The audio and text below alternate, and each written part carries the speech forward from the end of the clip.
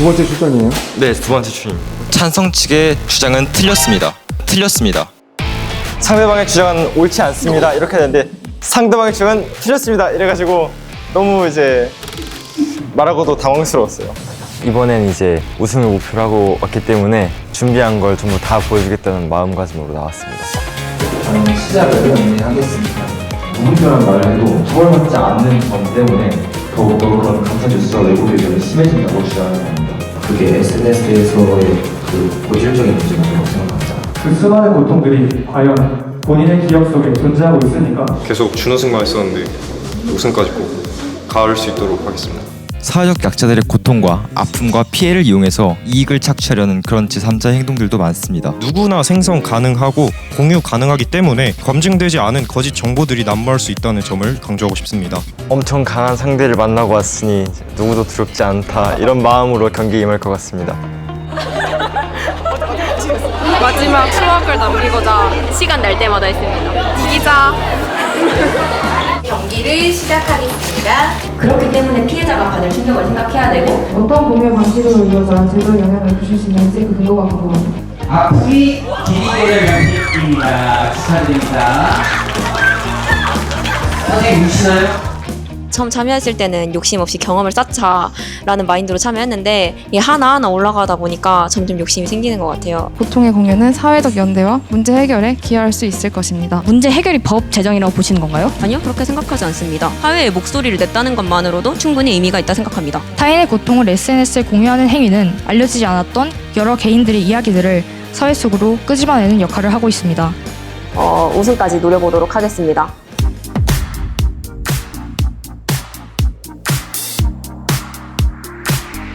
변화된 책과 그런 주제에 대해서 최대한 많이 준비하고 엄청나게 많은 자료를 준비해와서 어떤 이제 반박이 들어와도 두렵지 않습니다. 긴장 0%입니다. 0%. 완전 거대해서 너무 맛있다. 이 와중에도 맛있구나. 물. 너무 떨리면서도 현실이 아닌 것 같은 기분이 들어요. 그럼 그 떨림을 혹시 조금 달래줄 뭔가 방법이 있을까요? 아무래도 저희 트레이드 마크인 빵이지 않을까. 긴장이 너무 돼. 진짜 긴장이 너무 돼. 지금까지는 아직 계속 엄청 떨려요.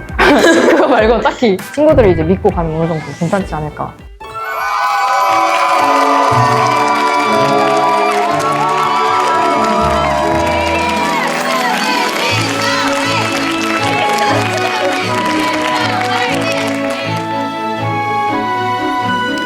독서와 토론을 통해서 너와 나를 이해하고 함께 우리를 그려가는 토론 꿈나무들의 축제. 전북특별자치도 교육청과 함께하는 독서 토론 한마당 북적북적 진행을 맡은 박혜진입니다. 자, 오늘은 고등부 두 팀의 마지막 대결 결승전입니다. 자, 제 양옆으로 고등부 결승에 오른 한결팀과 아픔이 길이 되려면 팀이 나와 있습니다. 이 결승이기 때문에 좀 남다를 것 같은데 한 분씩 여쭤보도록 할게요. 지금 기분 어떠신가요? 이기든지 지든지 저희가 준비해온 최선을 여기서 쏟아붓겠다는 마음으로 네. 임하도록 하겠습니다. 내일 그랬듯 한결같이 이기겠습니다.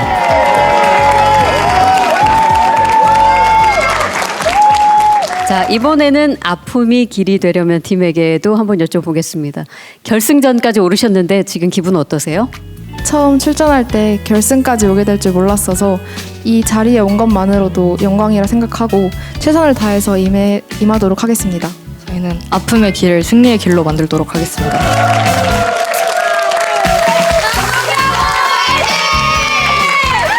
응원을 계속 받다 보면 끝나지 않을 것 같아서 제가 여기서 마무리를 하고요. 치열하고 뜨거운 경기를 펼쳐주시기를 기대하겠습니다. 자, 본 경기에 앞서서 고등부 결승전 도서와 논제를 알아보겠습니다. 세계 1위 저출산국인 대한민국. 우리의 인구 감소 대비책은 어떤 미래를 만들고 있을까요?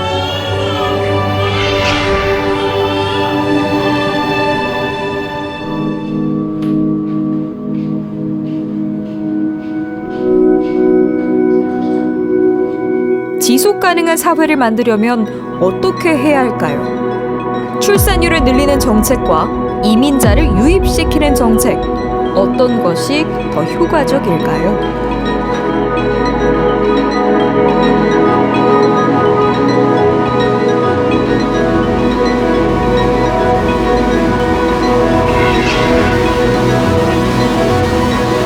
정해진 미래를 성찰하며 정해나갈 전략을 모색하는 책. 정해진 미래. 고등부 논제. 출산율 중심의 인구 정책은 재고해야 한다. 네, 요즘 우리 사회의 가장 뜨거운 이슈인 저출산과 고령화에 관한 논제입니다. 이 현상이 우리 미래에 어떤 변화를 가져오게 될지, 또 그런 미래에 우리는 어떻게 대응을 해야 하는지, 우리 고등학생들은 어떤 생각으로 오늘 토론에 임해 주실지 여러분들도 관심을 갖고 지켜봐 주시기를 바랍니다. 자, 그럼 고등부 결승전을 심사해 주실 심사위원 5분을 소개해 드리겠습니다. 심사위원들은 심사 회피 제도를 적용해서 엄정하게 선정했음을 알려드립니다. 한 분씩 소개해 드리겠습니다. 서울대학교 교육학과 신종호 교수님.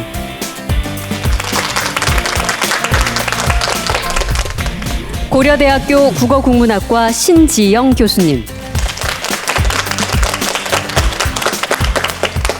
백신고등학교 이주연 선생님. 경희여자중학교 강용철 선생님. 서울 상지초등학교 최종영 선생님. 네. 5분의 심사위원분들께서는 공정한 심사를 부탁드리겠습니다. 자, 한결팀과 아픔이 길이 되려면 팀이 오늘 경기를 위해서 어떻게 준비했는지 먼저 영상으로 만나보겠습니다.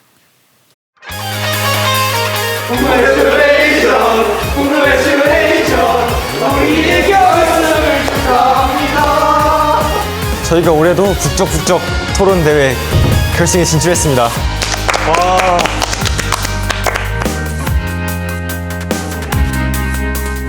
야, 우리가 누구야? 전고인자 전고인. 좀 그건 아니고 우리가 또 열심히 해서 결승까지 이제 완벽하게 해야 우승을 노려볼 수 있겠지. 사실 무엇보다도 간절함이 컸던 것 같아요. 지율이가 작년에 결승도 나가고 많이 경험을 많이 해봤는데 많은 요소들을 함께 공유를 해줘서 많이 도움이 됐던 것 같습니다. 알고리즘은 오류가 발생할 수 있습니다. 인간이 만들어낸 시스템인 만큼 오류가 절대 없는 시스템이라는 건 존재하기 힘듭니다. 제가 이번에 4강에서 토론할 때 입문서를 집에 두고 와가지고 현장에서 급하게 다시 작성했던 그런, 그때 정말 심장 떨어지는 줄 알았어요. 그 말을 듣고 좀 솔직히 열받았는데 그래도 팀의 이제 에이스고 다음번에 준비를 좀 더 잘 해가면 좋을 것 같습니다.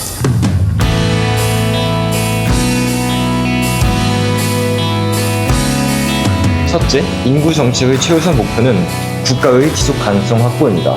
세대 간 갈등, 노동력 부족, 복지 제도의 붕괴로 이루어질 수 있다는 주장은 근거가 부족합니다. 인구를 더 받아들이고 한다고 해서 더 나아질 수 있겠냐라는 동시에 두 가지 물음을 할 수가 있는 거죠. 어떤 사회를 전체적으로 보는 시각을 알려주는 책을 이렇게 읽게 되면서 어느 정도는 좀 어떻게 해결해야 될지 좀 윤곽도 조금 보이는 것 같기도 하고, 출산율 중심의 정책이 현 사회에서 좋은 성과를 내고 있지 못하기 때문에 이것을 재고해야 한다는 찬성 측이 조금 더 유리한 부분이 많이 있지만, 반대측 부분도 저희 팀의 날카로운 관점으로 잘 이해를 해본다면 잘 할 수 있을 것이라 생각합니다.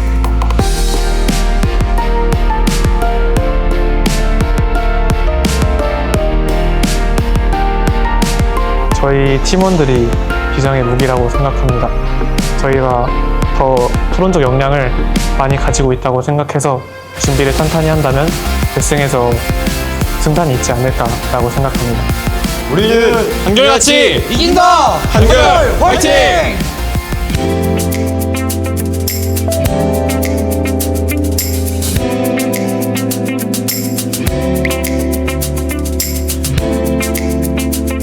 이틀 전에 모의고사를 보고 다음 주엔 수시 원서 접수 기간이라서 좀 시간이 빠듯하긴 한데 계속 중간중간에 만나면서 준비를 하고 있습니다.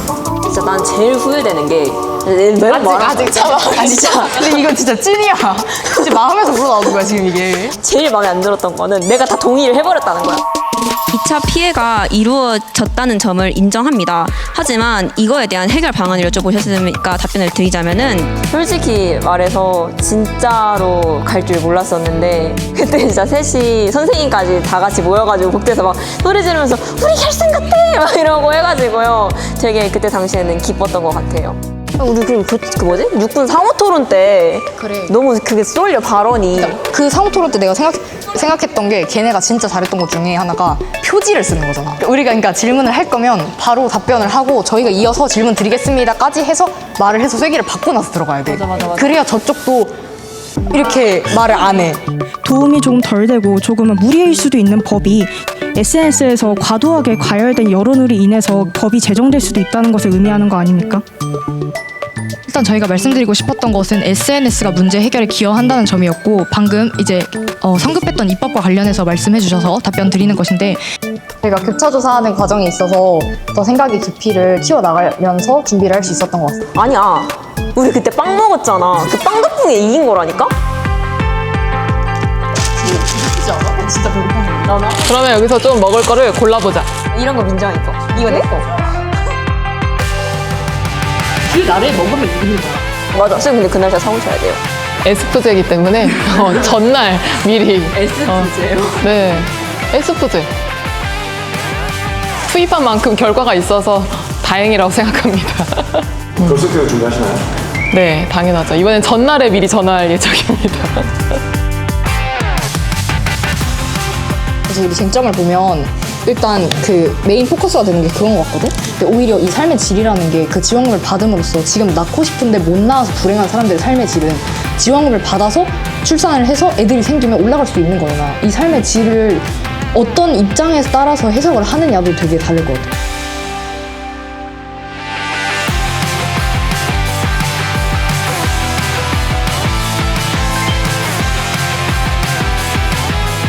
용어 정의를 어떻게 먼저 하고 들어가냐에 따라 조금 다를 것 같은데 만약에 이 출산율이라는 것 자체를 그냥 숫자로만 보겠다라고 단정을 지어버리면 저는 반대도 충분히 유리한 점이 있을 거라고 생각을 하고 숫자만 보고 정책을 하다 보니 실질적인 해결로는 이어지지 못한다고 생각해서 오히려 반대쪽을 주장하는 게 유리할 거라고 생각됩니다.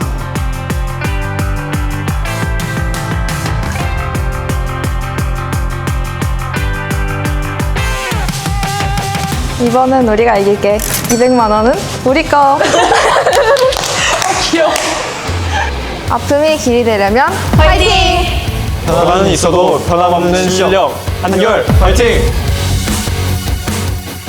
네, 아주 잘 봤습니다. 맛보기로만 보았는데 실제 이제부터 펼쳐지게 될 토론에서 얼마나 그 준비한 내용들을 또 치열하게 펼쳐주실지 기대를 해보겠습니다. 자, 이어서 토론 방식을 소개하겠습니다. 이 토론은 전북 독서 토론 모형을 기반으로 진행합니다. 전북 독서 토론 모형이란 교육과정의 관련성을 높이기 위해서 국어과 교육과정에서 제시하는 반대신문식 토론을 기반으로 전북특별자치도 교육청에서 개발한 모형입니다. 토론 순서는 다음과 같습니다. 먼저 논제에 대한 주장을 펼치는 입론, 입론의 주장, 이유, 근거 등에 질문하는 교차조사, 입론의 반대 주장을 펼치는 반론, 반론의 주장, 이유, 근거 등을 질문하는 교차조사, 모든 토론자가 참여해서 의사를 자유롭게 교환하는 상호토론, 그리고 자신의 팀의 주장을 강조하는 최후 변론 순으로 진행됩니다. 입론과 반론, 최후 변론 사이에는 각각 수기가 이뤄집니다. 원활한 진행을 위해서 저희가 본 대회 전에 공뽑기 방식을 통해서 논제의 찬반 입장을 정했습니다.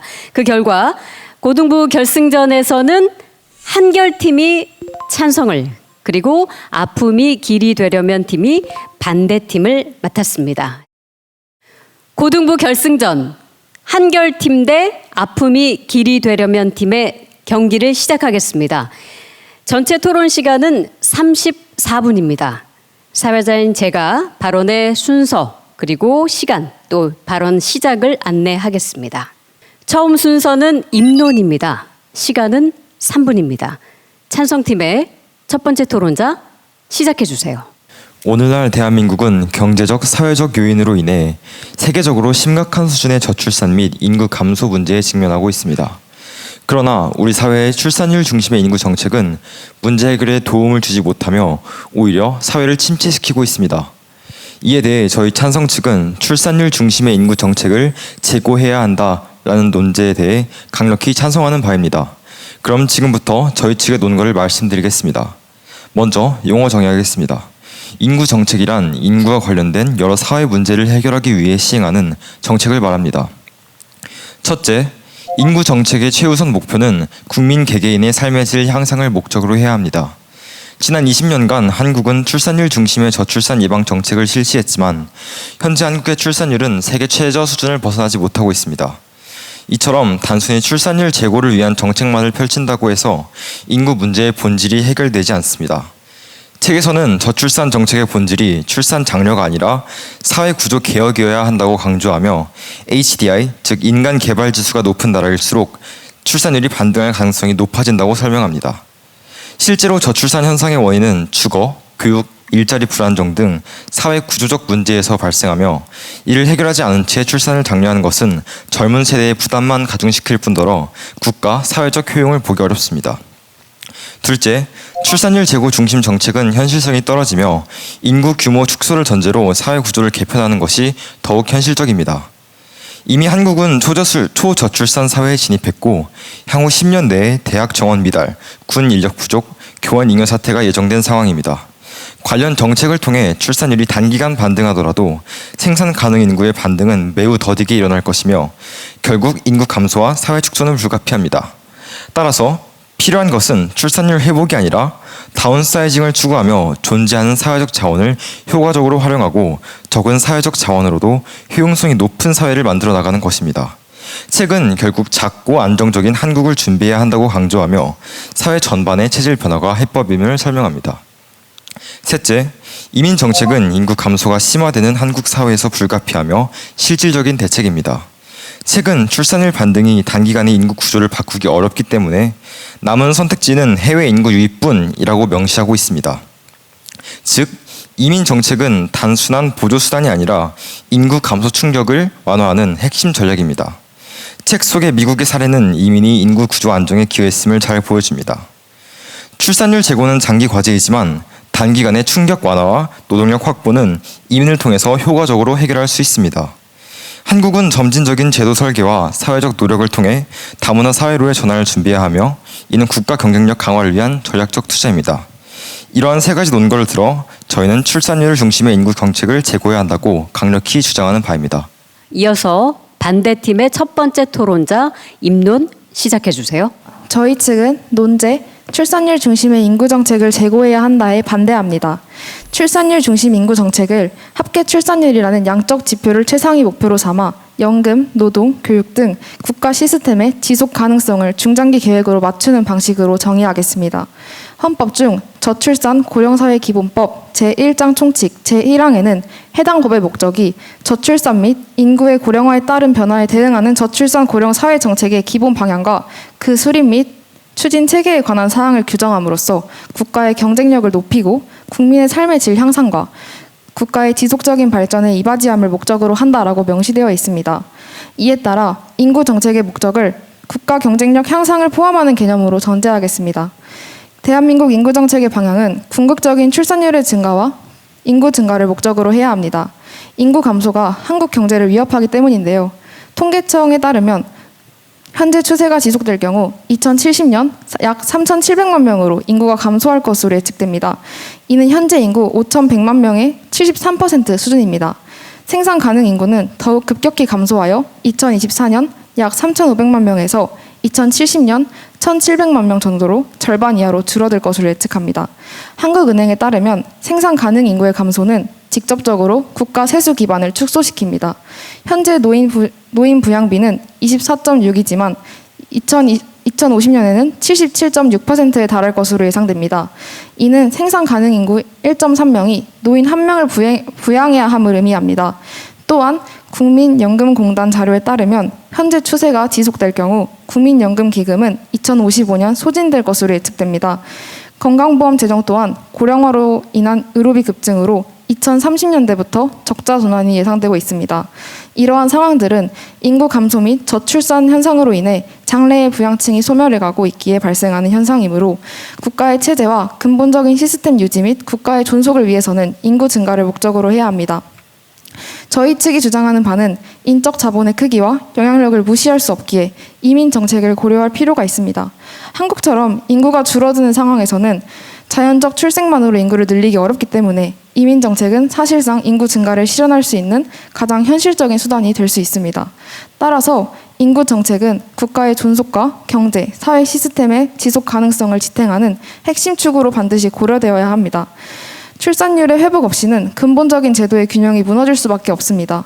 결국 대한민국이 직면한 저출산 문제를 해결하기 위해서는 출산율 중심 인구 정책을 유지하고 이를 기반으로 이민과 생산성 혁신을 병행하는 다각적인 접근이 필요할 것입니다. 이제 교차 조사 순서입니다.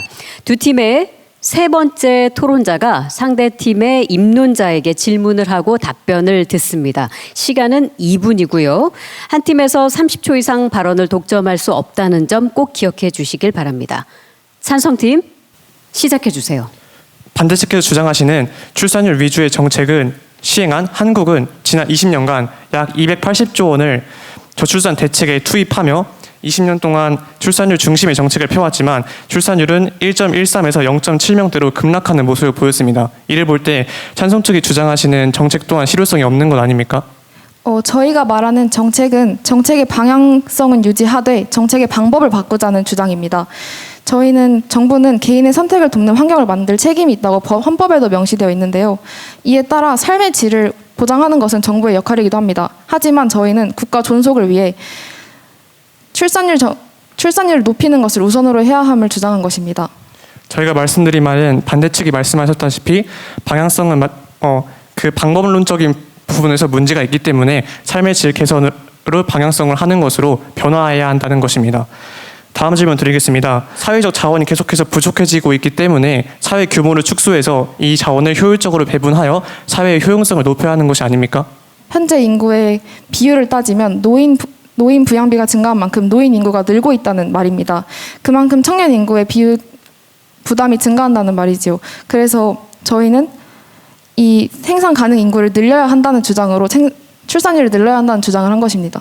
그렇게 인구 구조가 부정적으로 변해가고 있기 때문에 그러한 구조를 대응하기 위해서 사회 축소와 개편이 필요하다는 점을 말씀드린 것입니다. 자, 이번에는 반대팀에서 교차 조사를 시작하겠습니다. 시간은 동일하게 2분입니다. 아까 현실성 측면에 관련해서 현실성이 지금까지 없는 정책이기 때문에 이를 개편해야 한다라고 말씀을 하셨는데 우리나라가 애초에 출산율을 중심으로 해결하는 정책들을 계속해서 펼쳐왔는데 지금 개편을 한다고 해서 이게 과연 현실성을 더 높이는 정책으로 갈 수 있다는 보장은 없는 것 아닙니까?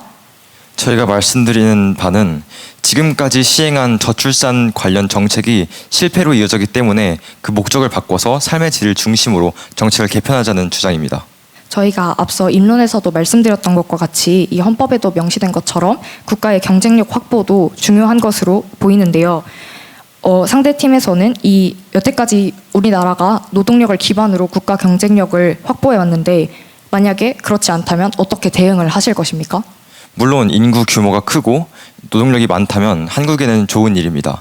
하지만 그 노동력 증가를 위해 한국이 지금까지 시행한 저출산 정책이 효과가 없었기 때문에 삶의 질을 높이는 방향으로 정책을 수립해서 장기적으로는 출산율도 높아질 수 있도록 정책을 개선하는 게 더욱 바람직한 것 아닙니까? 아까 앞서 이민 정책이 불가피하다라고 말씀을 해주셨는데 이게 삶의 질을 고려해서 말씀을 하셨는데 현재 우리나라가 이민 정책에 대해서 굉장히 회의적인데 그렇다면 이민 정책을 통해서 이주민들이 들어오면 우리나라 사람들의 삶의 질은 떨어지는 것이 아닙니까? 그렇지 않습니다. 싱가포르의 사례를 들자면 싱가포르는 원래 단일 민족의 국가였지만 다양한 이민자들이 들어오는 그런 정책을 펼침으로써 다양한 외국의 사람들이 싱가포르에 정착을 하고 사회 통합이 되고 결과적으로는 싱가포르의 국익이 증대하는 결과를 보였습니다. 한국도 이민 정책을 적극적으로 실시한다면 그런 긍정적인 효과를 불러일으킬 수 있을 것으로 전망됩니다. 너무 말씀을 잘하셔가지고 제가 교차 조사를 할 때 조금 당황했던 그런 순간이 있었습니다. 최대한 당황하지 않은 척 하려고 열심히 했는데 잘 됐을지도 모르겠네요. 준비한 만큼보다 사실 진짜 거의 훨씬 못한 수준이거든요. 그래서 일단 거기서 일찍 당황을 했고, 교차 조사까지 제가 해야 하려면 상대 팀의 입장을 정말 제가 흡수를 하듯이 들어야 되잖아요. 아, 이건 어떻게 망했다랑 이제 이거 들어야 돼 하고 이런 이성과 감정이 정말 충돌하는 경험을 했습니다. 자, 이번에는 반론 시간입니다. 시간은 2분입니다. 반대팀의 두 번째 토론자 시작해 주세요. 저희 반대팀은 다음과 같은 이유로 반론을 제기합니다. 개인의 삶의 질 향상도 중요하지만 국가 기반이 붕괴하면 결국 국민 개개인의 삶도 보장될 수 없습니다. 국가 지속 가능성이 무너지면 국민 개개인의 삶의 질도 유지할 수 없는데 개인의 삶의 질만 강조하는 것은 근본 해법이 될 수 없다고 생각합니다. 또 OECD의 분석을 보면 그냥 현금만 주는 것은 효과가 적지만 육아휴가, 보육, 일가정 양립 정책을 같이 하면 출산율에 실제로 도움이 된다고 합니다. 저출산 정책은 단순히 재정적 지원만을 하는 것이 아니라 여러 가지 다른 보완 수단을 함께 하는 것을 포함하기 때문에 더더욱 목표 수치로 관리해야 한다고 저희는 생각합니다. 또한 단기 성과 부진이 곧 정책 무용론은 아닙니다. OECD의 패밀리 데이터베이스 2023 보고서에서 출산율 반등에는 최소 20에서 30년의 일관된 정책 지속이 필요하다고 분석했습니다. 즉, 한국은 아직 정책 누적 효과가 나타나기 전 단계라는 것을 찬성팀은 강구하고 계십니다. 출산율 하락은 단순히 아이 수가 줄어든 게 아니라 청년들이 국가 사회에 대해 미래가 없다고 느끼는 심리적 지표이기도 합니다. 따라서 출산율을 외면하면 청년층 불신을 수치로 전달할 기회를 잃게 되고 정책 수립은 진단 없는 처방이 된다고 생각합니다. 저희 반대 측은 출산율을 단순한 숫자가 아니라 국가 지속 가능성을 경고하는 선행 지표, 청년 신뢰를 보여주는 심리 지표, 인구 재정 전망의 입력값으로 생각합니다. 따라서 출산율 자체를 중심에서 밀어내는 것은 정책의 진단 도구를 버리는 것과 같습니다. 오히려 출산율을 수치를 기반으로 장기 목표를 세우고 이를 달성하기 위한 다층적 구조적 정책을 강화하는 것이 현실적이고 책임 있는 방향이라고 반대팀은 생각합니다. 이번에는 찬성팀의 첫 번째 토론자가 교차 조사를 하겠습니다. 시간은 2분입니다. 찬성팀 시작해 주세요. 프랑스는 30년 만에 저출산 정책을 30년 동안 실시했지만 0.3%가 증가했습니다. 하지만 한국은 출산율 정책을 시행한 지 20년이 됐는데도 오히려 심각하게 감소하는 모습을 보여주었는데 이러면 출산율 정책이 실패하는 것이 아닙니까? 출산율 정책이 실패한 것이라고 생각하지 않습니다. 우선 출산율 정책이란 저희가 말씀했다시피 출산율 안에 그냥 재정적 지원뿐만 아니라 여러 가지 육아휴직 이런 것까지 다 포함을 하게 되는데 이런 거의 지원이 점점 늘어나고 있는 추세이고 그리고 실제로 현재 출산율이 작년보다 반등을 했다고 합니다. 우리나라의 정책이 효과가 있다고 생각합니다. 육아휴직이나 이런 대체적인 정책들을 말씀하시는데 이는 실제로 북유럽에서 출산율을 높이기 위해 실행했던 정책들입니다. 하지만 그런 나라는 한국과는 다르게 상당한 복지 국가로서 세금도 많이 걷고 한국보다 복지를 더 많이 하는 나라입니다. 한국은 그런 조세 기반 시스템이 아직 잘 구축되지 않아 그런 정책을 실시하기에는 무리가 있고 현실성이 없지 않습니까? 현실성이 없다고 생각하지 않습니다. 왜냐하면 현재 많은 기업에서 실시를 하고 있고 실제로 국가에서도 그런 정책을 실시하도록 많은 기업들에게 그런 정책을 실시를 한다면 조세 감면 혜택을 주는 등 혜택을 주고 있고 그렇다는 것은 국가가 이러한 정책을 밀고 있다는 주장이 되기 때문에 우리나라도 충분히 서양의 국가처럼 이러한 정책을 이어갈 수 있다고 생각합니다. 하지만 이렇게 국가가 노력해서 정책을 펼치고 있는데도 지속적으로 상당히 감소하고 있는 추세지 않습니까? 그리고 저출산의 문제는 꼭 정책 또는 삶의 질 이런 거의 문제뿐만 아니라 가치관의 문제도 포함됩니다. 단순히 출산율을 위한 정책을 제시한다고 해서 가치관이 변하거나 사회적 분위기가 향상되지 어려울 것입니다. 네, 질문을 주셨는데 답변을 할 수 있는 시간은 없었습니다. 상호 토론 때 보완해 주시기 바랍니다.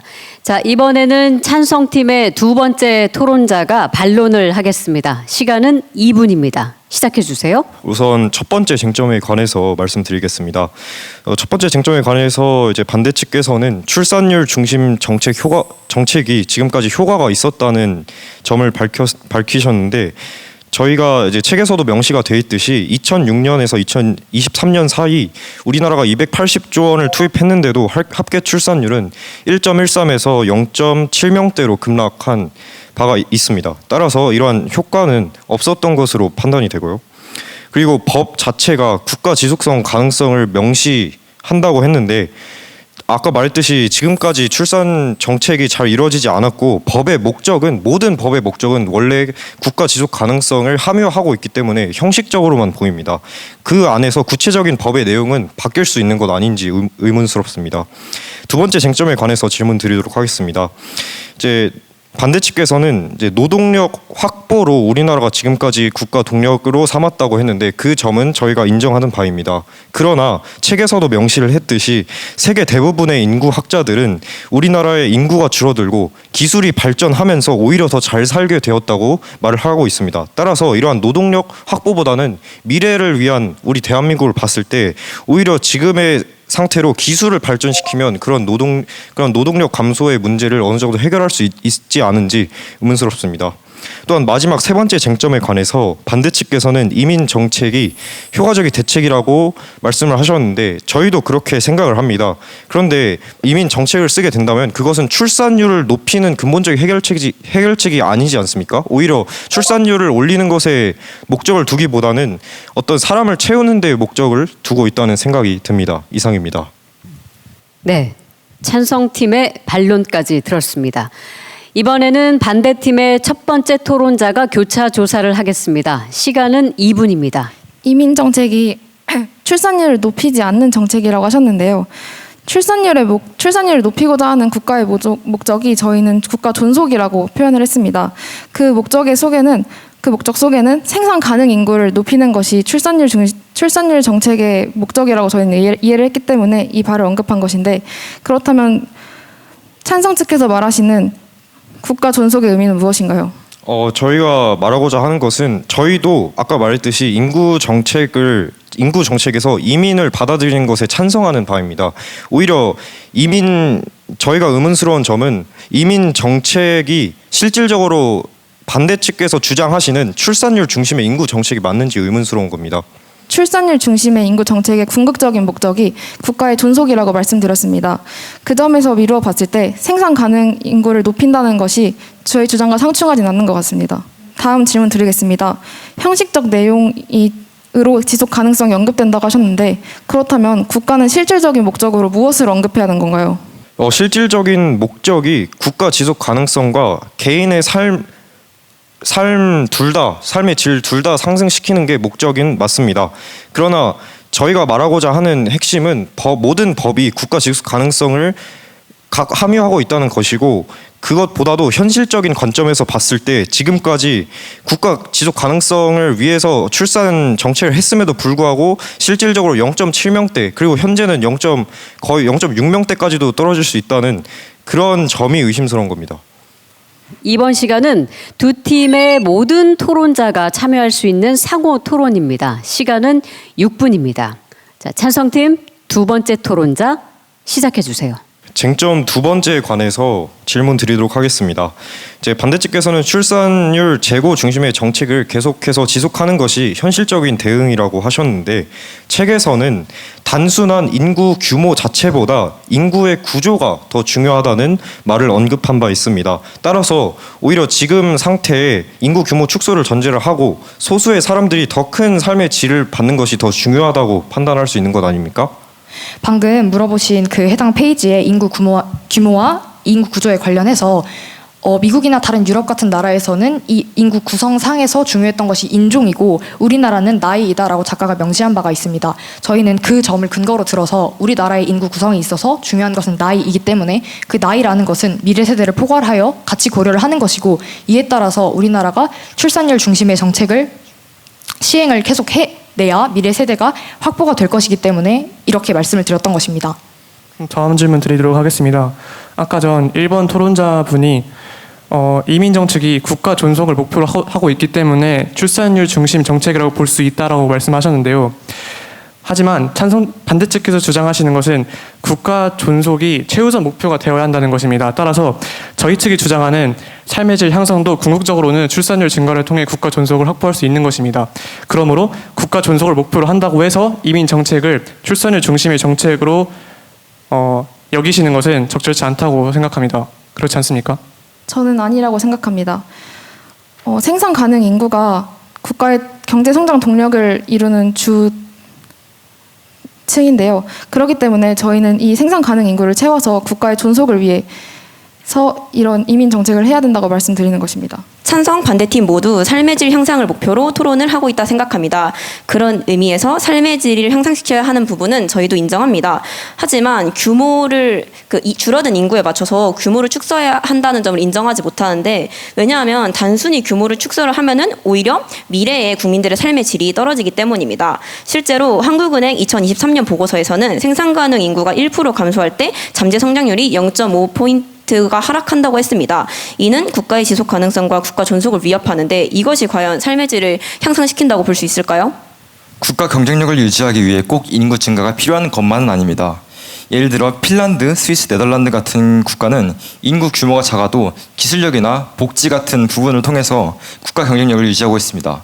이를 통해서 저희는 인구의 절대적 양이 아니라 상대적 질이 중요하다는 것을 말씀드리고 싶습니다. 그러면 인구 규모를 축소해서 축소된 사회를 전제해서 그렇게 정책을 변화해서 정책을 실행하는 게 더욱더 합리적인 선택 아닙니까? 찬성팀에서는 이러한 정책이 결국 나중에 출산율의 향상으로 올라간다고 아까 전에 발언을 하셨습니다. 그런데 만약 이렇게 줄어든 인구에 맞춰서 구조를 개편했는데 찬성팀의 말대로 나중에 인구가 올라가면은 다시 줄어든 구조를 원상태로 복귀하는데 더 많은 예산이 투입되거나 어려움을 겪진 않을까요? 물론 가능성은 있겠지만 그만큼 새로 어떤 인구 정책을 하려면 거의 2배 가깝게 폭증을 해야 하는데, 지금 현재 상황상 개인주의가 확산되고 있고 우리나라에는 어떤 핵가족을 원하는 또는 아니면 혼자 살고자 하는 그런 사람들이 많은 그런 가치관이 변한 나라이기 때문에 그것은 쉽지 않을 것으로 보입니다. 또한 덧붙여 말하자면 책에서는 출산율이 최소 1.3 이상은 돼야 지속 가능한 인구가 발생할 수 있다고 했는데 1.3을 유지하려면 현재 한국의 2배 가까운 출산율입니다. 아무리 출산율 정책을 시행한다고 해도 단기간에 2배 이상의 출산율을 바라는 것은 현실적이지 않은 것이 아닙니까? 저희는 아까도 말씀드렸다시피 20-30년의 장기적인 목표를 보고 이러한 정책을 시행해야 한다고 했습니다. 방금 찬성팀께서는 2배 이상이 뛰지 않으면 소용이 없다. 인구가 1.3 이상이 올라가는 것은 현실적으로 어렵다고 하셨는데, 그럼 장기적으로 놓고 봤을 때 찬성팀이 구조를 개편해서 나중에 출산율을 올리겠다 하는 것과 모순되는 발언이 아닙니까? 하지만 인구 감소라는 문제는 현 사회에서 즉각적으로 일어나는 문제고 급격하게 감소하고 있기 때문에 지금 당장 즉각적으로 대응해야 하는 문제입니다. 20-30년 동안 장기적으로 정책을 끌고 가는 것은 분명히 문제가 있으며 단기적으로 어떤 정책이 효과를 크게 볼 수 있는지를 우선적으로 고려해야 되는 거 아닙니까?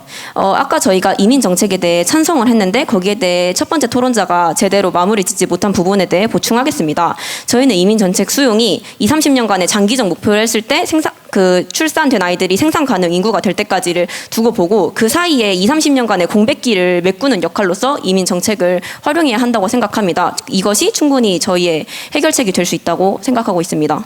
아까 헌법의 어떤 기본 원리에 대해서 국가 지속 가능성이라는 점을 말씀을 하셨는데, 우리나라 헌법 제1조에는 어떤 우리나라의 주인은 국민임을 명시하고 있습니다. 이는 개개인의 삶의 질이 최우선으로 보장되어야 한다는 점 아닙니까? 오히려 저희가 말씀드린 그 국가 지속 가능성의 측면은 국가 지속 가능성이 무너지면 국민의 개개인의 삶도 유지할 수 없을 텐데 개인의 삶의 질만 강조하는 것은 근본 해법이 될 수 있는지에 대한 의문이 있었던 것입니다. 대본을 보고 있는 것이 아니라 즉석에서 생각해서 하는 말이기 때문에 어떤 어휘를 선택하는 과정이나 어떤 의미를 전달하는 과정에서 조금의 버벅임이 생길 수 있다고 생각하는데, 반대 측은 전혀 그런 게 없이 정말 짜여진 스크립트처럼 너무나 말을 매끄럽게 잘 하신 걸 보고 그런 부분에서 되게 역량이 뛰어나시구나라고 생각이 들었어요. 친구들이 교차 조사에 대한 질문을 던졌을 때 되게 일목요연하게 잘 말을 하고 당황하는 티도 안 내고 하더라고요. 그 점이 저와는 더 대비가 되니까 더 약간 존경스럽게 느껴졌던 것 같아요. 다음은 최후 변론입니다. 발표 시간은 3분입니다. 반대팀의 세 번째 토론자 시작해 주세요. 찬성 측에서는 현실성이 부족하다는 점, 인구 규모 축소를 전제해야 된다는 점, 작고 안정적인 한국을 추구해야 한다는 점을 근거로 출산율 중심의 인구 정책을 제고해야 한다고 하셨지만 저희 측은 이에 동의하지 않습니다. 저희 반대 측은 국가가 있기에 개인의 삶의 질도 여태까지 보장이 되었던 것이고 이를 외면하는 것은 모순적이라고 생각하는 바입니다. 생산 가능 인구의 감소가 우려된다는 점과 국가의 근본적인 시스템 유지 측면에서 인구의 증가는 고려해야 할 정수라고 생각합니다. 저희는 인적 자본의 크기와 그것이 가지는 영향력을 근거로 인구의 영향력에 대한 중요성이 매우 크다고 주장하는 바입니다. 여기에 더해 인구 감소로 인한 시장 위험까지 종합적으로 고려를 해본다면 출산율 중심의 인구 정책은 제고하지 않아도 될 것입니다. 저희가 앞서 입론 때 말씀드린 것처럼 생산 가능 인구는 지속적으로 감소하고 있으며 이로 인해 국민연금, 건강보험 등에서 국가가 주도하는 복지 사업들은 미래 세대에 제공되지 못할 위기에 놓여 있습니다. 이뿐만 아니라 출생률의 하락으로 인한 인구 규모의 감소는 국내 시장을 위협하는 문제를 초래하게 되었습니다. 책에서도 언급된 것처럼 소비 총량의 축소가 소비 규모 축소로 이어지고만 것입니다. 이에 더하여 저희 반대 측은 인적 자본에 대한 투자 및 인구 증가와 경제 성장 간의 상관관계는 무시할 수 없다는 점을 언급했으며 책에서도 인구 변동을 겪으며 경제적으로 성장해온 우리나라에 있어 인구가 갖는 중요성은 다른 나라와는 다를 수밖에 없다고 이야기했습니다. 또한 이와 관련하여 저희는 절대적인 인구의 확보가 중요하다는 점에서 이민 정책이 자연적 출생을 보완하여 국가의 지속 가능성에 기여할 수 있다고도 말씀드렸습니다. 궁극적으로 저희 반대 측은 인구 크기의 영향력을 강조드리는 것입니다. 책 정해진 미래의 저자는 새로운 인구 정책의 패러다임으로서 사회 투자 전략을 제시했으며 해당 내용에 덧붙여 인적 자본의 투자의 핵심 대상은 미래의 시민이자 노동자인 어린이이다 라고 언급하며 미래 세대가 경제 성장의 동력이 될 수 있음을 인정합니다. 이에 저희는 적정 수준의 인구가 국가의 기반이 된다는 것은 이견이 없다는 점에서 출산율 중심의 인구 정책을 제고하는 것에 반대하는 입장입니다. 경제학자 애덤 스미스는 어떤 나라가 부강한지 가장 결정적으로 나타내는 지표는 주민의 숫자이다라고 말했습니다. 그의 말은 국민의 절대적인 수가 나라의 경쟁력과 밀접한 관련이 있다는 것을 시사합니다. 국가의 존속과 지속 가능성을 확인할 수 있는 지표의 역할을 해왔고 사건의 동인으로서도 여태까지 기능해왔던 인구 지표입니다. 미래는 추측의 대상이 되지만 과거는 분석의 대상이 됩니다. 우리는 오늘날 과거에 수많았던 사례들의 그 분석 위에서 인구의 파급력을 실감할 수 있습니다. 저희 반대 측 최종 변론 마무리하도록 하겠습니다. 지금은 마지막으로 찬성팀의 세 번째 토론자가 최후 변론을 하겠습니다. 시간은 동일하게 3분입니다. 우선 저희 측은 첫 번째 쟁점에 대하여 지난 20년간 한국의 출산율 중심의 인구 정책들이 뚜렷한 실효성을 보이지 못했으며 이에 근본적인 사회 개혁과 주거, 교육 등 사회 구조적 문제의 해결이 필요하다는 점을 근거로 인구 정책의 최우선 목표가 국민의 삶의 질 향상이 되어야 한다고 주장하였으며 방법론적인 변화에 대해 언급한 상대 측의 반박에 대해 현재의 경향과 결과를 보았을 때 출산율 중심의 인구 정책은 적절한 인구 정책으로서 가능하지 않으며 사회 구조적 문제 해결을 필요로 하는 가치관의 요인이 존재한다는 점을 강조하며 논리적으로 반박하였습니다.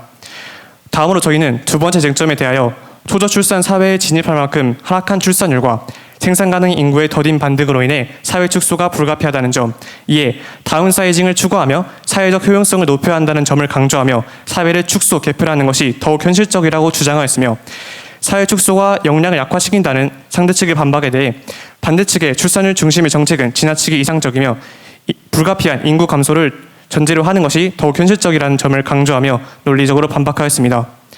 마지막으로 저희는 세 번째 쟁점에 대하여 인구 감소 문제의 충격을 완화하며 미국, 독일 등 다양한 사례에서 볼 수 있듯 국가의 활력과 경제적 역동성, 사회적 안정성을 강화하는 중요한 동력이 될 수 있다는 점을 근거로 이민 정책이 실질적인 해결책이 될 수 있다고 주장하였습니다.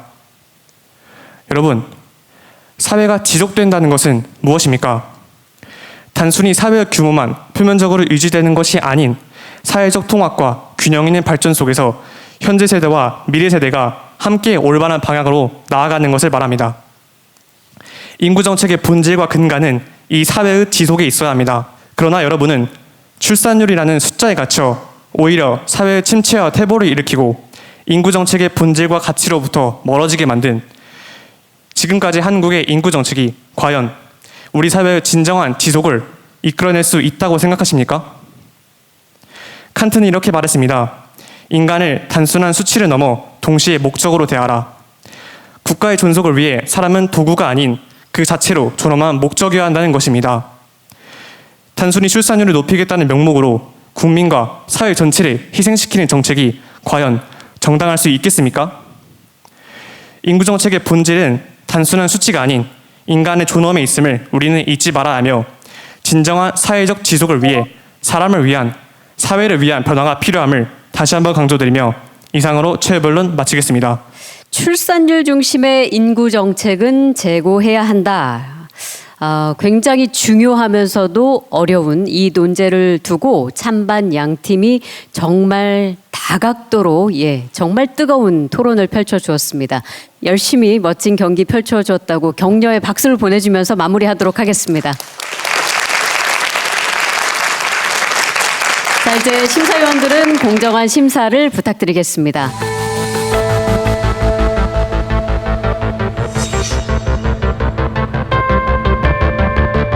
고등학생 팀들도 전체적으로 수준이 너무 높아가지고 사실 고민이 좀 되고요. 냉철하게 얘기한 쪽이 조금 더 우위를 차지하지 않았나라고 생각합니다.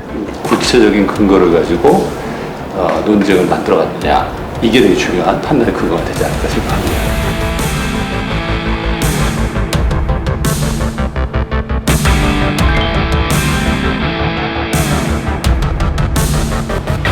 상호 토론이 특히나 삼성팀이 돋보였는데요. 저희 세 친구가 돌아가면서 마치 그 노래 파트를 정한 것처럼 한 명 한 명씩 나오면서 정확하게 이제 이야기를 하는 걸 보고 이 친구들이 왜 우리의 강점이 우리 팀원입니다 라고 한 건지 알 수 있었습니다. 품격 있는 토론 작품을 본 듯한 기분이 듭니다. 특히 고등학생들 정말 칭찬하고 싶은 것이 책을 정말 꼼꼼하게 읽었고요. 제대로 읽었습니다. 어떻게 근거를 만들 것인가 고민한 흔적을 많이 볼 수가 있었습니다. 근래 토론 심사하면서 저는 제일 힘들었던 심사가 아닌가 생각합니다.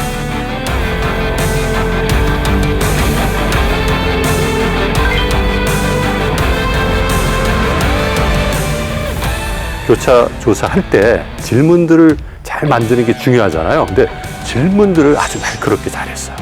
그걸 또 활용해서 자기의 입장을 강화시키는데 활용하는 모습들이 참 보기 좋았습니다.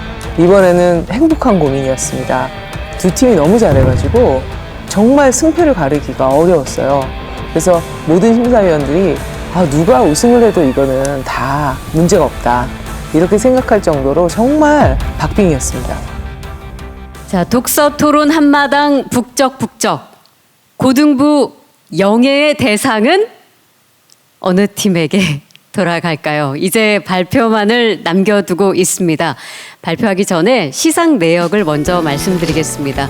고등부 대상팀에게는 전북특별자치도 교육감상과 장학금 200만 원, 그리고 고등부 금상팀에게는 전북특별자치도 교육감상과 장학금 100만 원이 수여됩니다. 고등부 결승전 발표를 남겨두고 있습니다. 그 결과는 제 손 안에 있습니다. 정말 떨립니다. 뜨거운 토론을 보여주셨기 때문인 것 같습니다. 그래서 제가 긴장을 풀어보려고 우리 학생들에게 마지막으로 지금 기분을 한 번씩 여쭤볼까 합니다. 먼저 한결팀에게 여쭤보겠습니다. 저희가 준비한 대로 연습한 대로 최선을 다해 토론을 할 수 있었던 것이 정말 다행이라고 생각합니다. 정말 후련하고 어떤 결과가 나와도 다행이라고 생각하고 있습니다. 200만 원 받는다면 여기 와 주신 학생들과 선생님들께 한 끼 이제 사드렸으면 좋겠습니다. 와. 이번에는 아픔이 길이 되려면 팀에게도 여쭤볼게요. 지금 기분 어떠세요? 사실 너무 떨리고 하지만 이 자리 자체가 저에게 너무 소중한 경험이 될 수 있다고 생각합니다. 저희 팀원들도 너무 잘해주었지만 저희 6명 모두의 팀워크가 빛났기 때문이라고 생각해서 상대팀에게도 감사의 말씀을 드립니다. 네, 정말 초박빙이었습니다. 우리 5분의 심사위원들이 결론을 내기까지 이렇게 오랜 시간이 걸린 적은 처음입니다. 고등부 결승전 우승팀 발표하겠습니다. 독서토론 한마당 북적북적 고등부 대상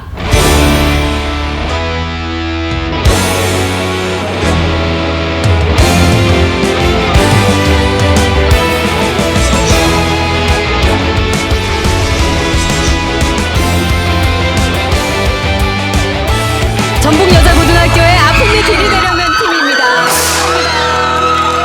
금상은 전주고등학교의 한결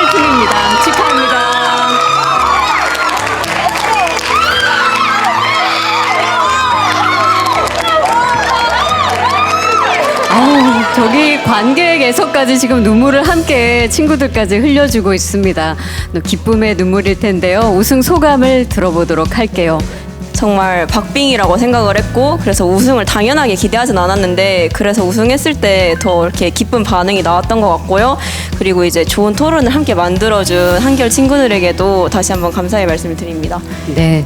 지금 가장 생각나는 분이 계실까요? 저희 부모님들한테 허락을 다 받고 오는데 좀 시간이 걸렸어가지고 부모님들 감사드리고요. 그리고 네. 저희 끝까지 매주 토요일마다 같이 함께 해주신 저희 김선영 선생님께도 감사드립니다. 네. 여러분 큰 박수로 축하해 주세요.